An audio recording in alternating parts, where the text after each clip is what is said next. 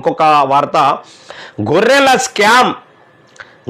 Scam వెనుక BRS పెద్దలు రూపాయలు. బీఆర్ఎస్ పెద్దలు ఏంది, ఆయన ఆల్రెడీ తలసాని శ్రీనివాస్ యాదవ్ గారు ఆల్రెడీ ఆయన పెద్ద ఆయన కదా, ఆయన దగ్గర ఉన్నటువంటి వ్యక్తే కదా, ఆయన పిఎనే కదా, మరి ఆ ఓఎస్డీ కదా.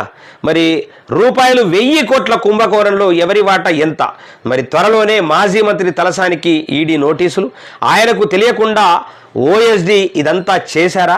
మరి 200కు పైగా మ్యూల్ ఖాతాలో ప్రభుత్వ ఖజానాకు భారీగా గండి.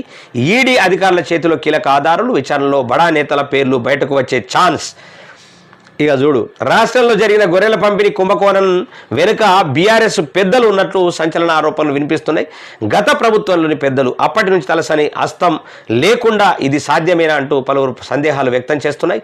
ఇందులో ప్రధాన పాత్రధారిగా అప్పటి పశుసంరక్షక శాఖ మంత్రి తలసాని శ్రీనివాస్ యాదవ్